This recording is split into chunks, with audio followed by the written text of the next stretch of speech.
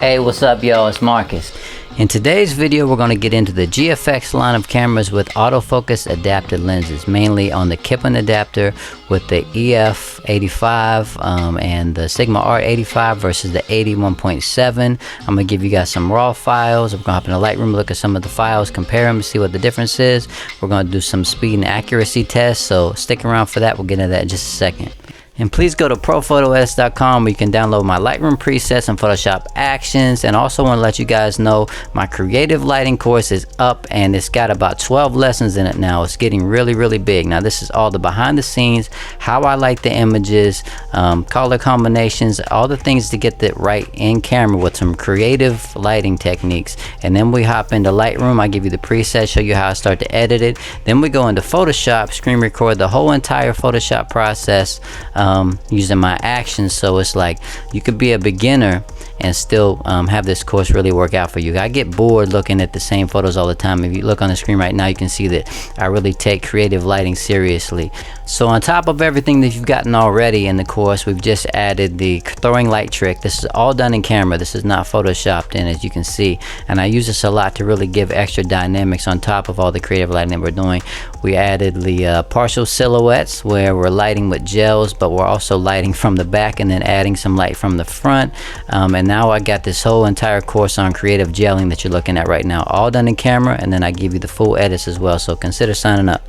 Okay, so for today what we're working with is the Kipon EF to GFX AF adapter. So in theory you put your EF glass, autofocusing glass on there, and it will autofocus on a GFX body. Everything I've tried so far has autofocused, but there are some speed exceptions. So you're looking at my 35 1.4 adapted on right now, my EF L2, and you can see the speed is, it's okay. It sort of reminds me of the 80mm 1.7, and this is the 45, same equivalent focal length and 2.8, and I have it on my GFX 50sii with the rapid AF on, and you know, it's faster. It is faster, but they're both pretty accurate. Alright guys, so I'm going to try to make this as short and sweet as possible. I'm going to put the link to the raw files below in the description. Sorry about my voice, I'm still getting over COVID. That thing kicked my butt. But anyway, let's get into some of these files. I'm going to give you my impressions on each of these lenses. The 81 1.7 versus adapted glass in its same class, or in its same focal length range. The 85 1.4 USM and the 85 EF, the 85 for the EF mount from Sigma Art. And I'll show you that in a second, the second part of this video and that shoot. So what you're looking at right now is the 81 1.7 shot, right? Nothing special about this shot, I'm just comparing it. And this lens is slow. Everyone knows it's slow. It's just a slow lens. Now the EF version, autofocusing wise on the Kipon adapter, was pretty much as fast. Do we care about that as much? I don't know, because we're trying to figure out rendering wise. Now you see when I switched that, did you notice? I'm just going to go back and forth. See that? A little bit clinical. I wouldn't say clinical. Just look at her hair. Look at everything. This shallow depth of field. It's nice. It's pretty. And now look here.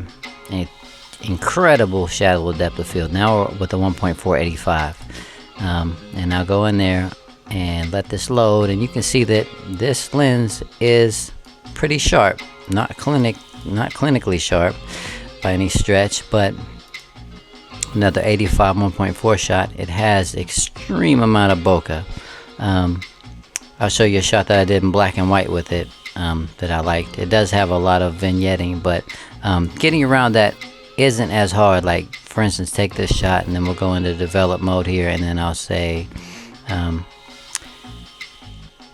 I'm going to correct it with the vignetting up, and then you have to correct your actual image.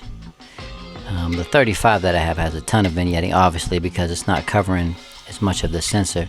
But then when you get past that, you could go into here and then go into linear gradient and pull that over and bump these up a little bit on each corner if you wanted to. So you can get around the vignetting a bit. Not totally. It doesn't. And you go back to this and see the 81 1.7 doesn't have much vignetting, and then we'll go back into here and see that the 85 does adapted, right? But just with some close-up, you know, portrait shots, the 85 1.4 is definitely a dreamier lens. I'll show you a couple other just different examples here. You can see that pigtails here in the back, way out of focus. This is the 85 1.4 adapted, by the way. The eyes sharp, you know. I'll show you some different rendering characteristics of these adapted lenses first, the regular lenses in a second. This is just with some funky lighting stuff I was trying. I liked using it, by the way, the 85 1.4 USM from Canon. I didn't actually like the Sigma as much. It was slower to focus. I missed focus a little bit more, and it's a little bit too clinical for me.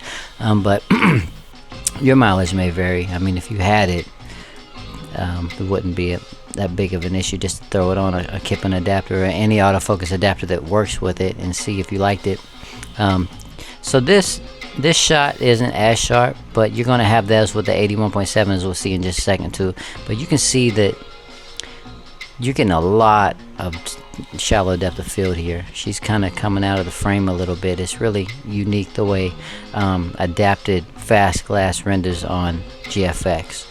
And I'll give you these files so you can play around with them. You can look and see how incredibly dreamy this shot is at 1.4. Sharp enough for me, you know. And you can see pigtails going out of focus in the background. Super shallow depth of field. Another shot, it just looks very much like a Phil, not gonna say like a Phil Sharp shot, because you guys know Phil Sharp. He likes to use these lenses adapted on his GFX. He uses like the 50 1.4, I think the Otis maybe, and then he uses I think the 85 1.4 USM, but he gets a lot of much better shots than this. I only had this lens for a day, so I didn't try any like Phil Sharp's type of stuff, but I was just doing what I did with my other glass, and I threw these on for a little bit of a comparison. So alright, let's do some comparison shots, and I'll get you guys out of here without wasting a bunch of time. Download these files, check them out. This is the 85 1.4 USM, and I have a couple things on my lenses. I think 3 filters stacked in multiple ways, different angles on there. I'll explain all that in my class, but just to give it this extra shallow look. But this is the 81.7 shot, similar exact. I tried to frame them as close as I could, so you can see that if you frame it right, there's not as big of a difference. This is super shallow. You can see their hair and the pigtails in the back going out of focus crazy. But the 81.7, more contrasty, no vignetting. You know, go back and forth and see. I just pull them up here in comparison mode. Got the 81.7 here on the right. You can see the vignetting, and I just showed you we can correct that a decent amount.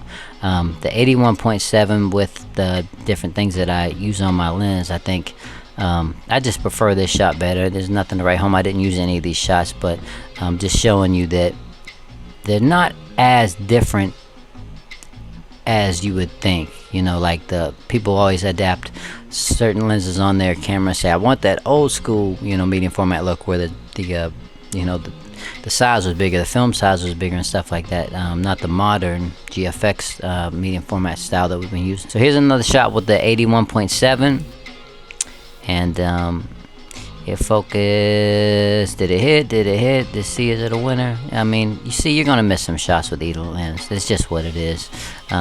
But I mean, it's close enough for me. I'm not like a stickler for that. I'm more of a stickler for lighting. This shot is pretty cool. This is with the 81.7, and you see it can give you that look. Not as dramatic as the 1.4. This is still the 81.7, but it has, the lens itself has a lot more contrast. You know, it's more of the look that we've been looking at for a long time on the GFX. Alright, so the Sigma glass adapted, the Sigma 85 1.4. I'm not a huge fan of Sigma stuff. I like the 35 1.2, by the way, but okay, so let's look at this file, and I'll look at the exact same file on the 81.7. The Sigma did not focus as quick. It's a big heavy lens, and it did not focus as fast as the 85 EF, but it was a little bit sharper. I didn't care for the experience as much. And you can see down here in the bottom here, you're getting that swirly stuff you got going on. So here's this shot on the 85 Sigma. Here's this shot on the 85, or sorry, on the 81.7, and just compare these two. So the Sigma here is on the right, 85 1.4 wide open, and then the 81.7 is here on the left. Now, is it that much of a difference to you guys? These are framed like damn near identically. I think I framed this one higher, but I framed them almost exactly the same. I'll flash some images on the screen from the shoot that I did with Ivy, so you can see that we actually did like a real photo shoot with cool images. I'm just I don't use like longer lenses for this type of shoot because I was trying to take in the environment. But anyway, these raw files will be down below for you. So look at the wall back here on the 85 adapted. You can see this shallower. You can see the distortion coming down here, the swirly stuff, and you know, it doesn't have that pop. It has more like the two focal planes type of pop. This has more the contrasty GFX thing we're used to looking at pop. Bokeh's nice, I guess, on each for this type of shot. There's nothing much going on in here. We're in like a little abandoned hut. But natural light, we'll look at the skin and see what we think here if you don't want to download the files and see. The 80 in this particular instance, and I'll do a close-up for you real quick, is sharper to me in this, or maybe it's just a contrast, I don't know. It could just be the lighting in this particular instance.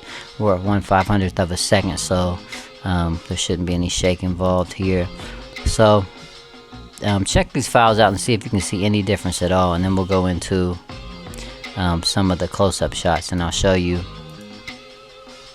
This is a close-up shot with the 81.7, and I'll compare this, another close-up shot with the 81.7, and then we'll go into a close-up shot with the 85 1.4. So these, I think, are pretty close.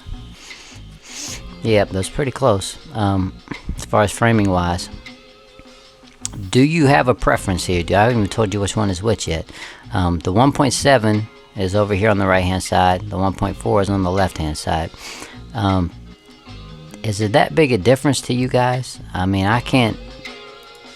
These are unedited files, you know. Obviously, you're just looking at the raw file, and you have these down below. I think if they both focus on the eyelash, you know, and I'm using pinpoint autofocus, so I mean, it's could be my fault, but it's kind of still apples to apples in my opinion. I can't see that big of a difference. The hair's going out of focus over here on the Sigma adapted glass a little bit. You know, it's a little bit more out of focus, I guess you could say, but Sigma stuff a lot of times renders the fall off is kind of weird to me. Not knocking it, it just has like a crunchy fall off, if that makes sense. Like you can see all types of just stuff in the hair that I don't typically like to see. I don't see it as much over here on the you know, the 81.7 side on the right, but that's just a bokeh thing. Every lens has its own character. I wanted to put it versus Fuji's fastest, you know, glass that we have autofocus wise, and I think the 81.7 is really good at certain things, you know. Is it better than an adapted glass at 1.4 with the 81.7 being kind of slow? I don't know. It depends on what piece of glass you're adapting. You're not going to shoot anything moving with either one of them, so you know, you might as well get the one that you really genuinely love. If you want to rent anything, by the way, I just signed up with the affiliate program at Lens Rentals, and this is what I do. I rent all these things on there anyway, so if you use the link down below, the code will be in the description, my actual code that you put in, but you have to use my link, and you get 15% off your lens rentals, you know, whatever you want. So I'm going to rent some more lenses to adapt on here, probably a 50 of some kind. I might even try in the studio like the 50 Zeiss and see what it looks like. And maybe I'll compare it to something else in the future. But I hope you guys enjoyed this video. I'm going to rest up and get back to feeling better. I love you guys. Until next week, it's Marcus.